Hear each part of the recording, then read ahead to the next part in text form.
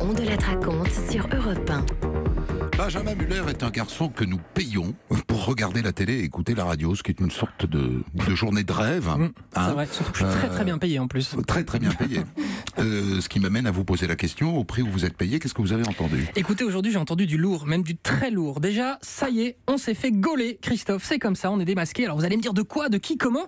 Vous allez tout comprendre en écoutant François Ruffin, le député France Insoumise, qui attaque sur France Culture. Moi, de toute façon, je pense qu'il y a un problème, c'est celui du journalisme politique. Le journalisme politique, c'est pas, il tend à se renfermer sur les petites déclarations des uns et des autres plutôt que d'ouvrir la fenêtre. Alors le jour, il arrive pas très bien à le dire, mais ce qu'il voulait dire, c'est le journaliste politique n'ouvre pas assez la fenêtre. Jusque-là, pas de problème. Et vous allez voir que ça y est, donc, on s'est bien fait démasquer, nous, les salariés d'Europe 1. Les conflits d'intérêts de Macron quand il était chez Rothschild et aujourd'hui avec Lagardère, en disant voilà la surexposition de Macron dans les médias Lagardère, c'est aussi parce que chez Rothschild il a traité le dossier Lagardère et qu'il a traité le dossier EADS quand il était à l'Élysée. Et voilà. On s'est fait gauler. Et on s'est d'autant plus fait gauler pour rien que moi je suis complètement d'accord avec lui sur le journalisme politique. Bon.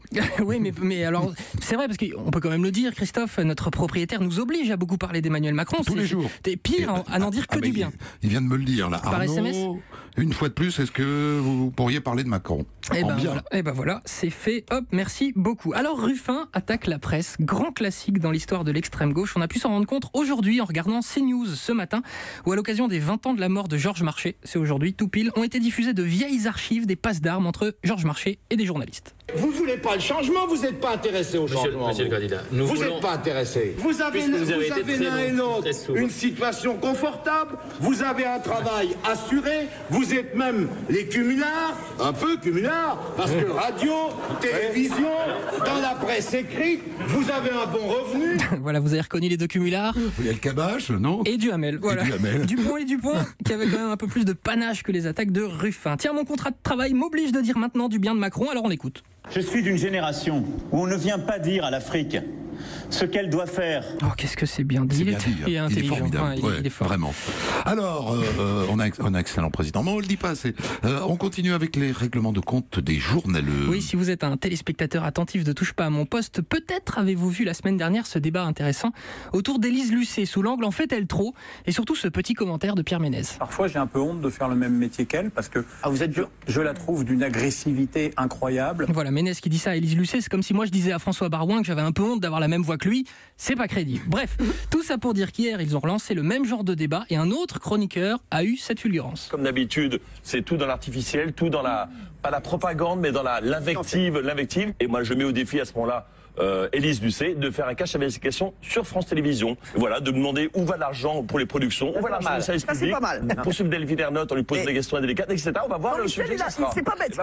C'est pas bête, c'est vrai que ce serait fun. Alors, quitte à rester dans une émission d'hier soir, quotidien, avec Anne Barthès, vous aimez bien l'émission ? J'aime bien, je regarde de temps en temps. Vous aimez bien, parce que c'est une émission qui est toujours classe, ça on peut le dire. Vous allez voir où l'animateur sait mettre à l'aise ses chroniqueurs.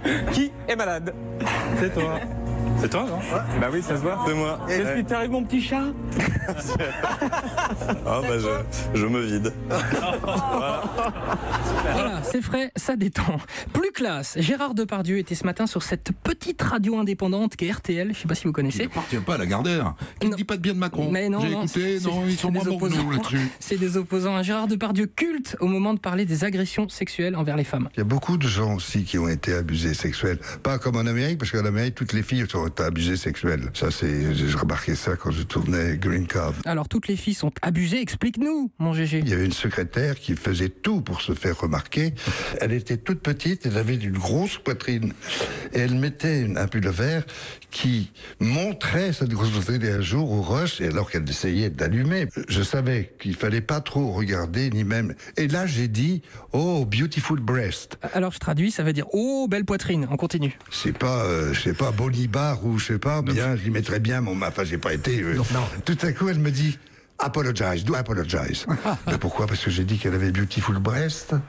Mais j'ai une belle poitrine, on dit ça très souvent. Je veux dire, c'est marqué dans les livres en France. Eh ben, j'ai dit, OK, I apologize, you don't have a beautiful breast. J'ai vu ce que c'était que la connerie. Voilà, Depardieu qui découvre la connerie, magnifique. À part ça, où le formidable, extraordinaire Emmanuel Macron, je l'ai bien dit, a-t-il passé une bonne journée ? Écoutez, lui, je sais pas, mais le peuple français, forcément, tellement heureux d'être si bien dirigé depuis quelques mois. Tiens, écoutons quelqu'un au hasard bizarre dire du bien de Macron. Les Français, ils attendent une vision du pays, ce qu'Emmanuel Macron n'explique jamais. Ils n'attendent pas un petit président arrogant et capricieux. Ça c'est pas moi, c'est notre réalisateur Jean Lénaf, monsieur Lagardère, il s'appelle Jean Lénaf. C'est lui qui a diffusé ce son, on n'avait jamais prévu ça. Pour rien. Vite, passons à autre chose, quelque chose de moins polémique. W9, les Marseillais, vous connaissez l'émission Les Marseillais ? Oui, enfin j'ai entendu parler. Moi je connaissais pas, c'est Virginie Salmen qui m'a conseillé, elle a raison, c'est vachement bien. Le pitch, ils te prennent 2 groupes de jeunes adultes, ils organisent des battles, comme ils disent, des défis pour chaque équipe. Exemple aujourd'hui, pour gagner, il faut manger ceci. Voici des testicules de mouton. Je mange pas de viande. Non, bah c'est pas de la viande. C'est testostérone de la viande. Et c'est pas de la viande, manger des testicules de mouton.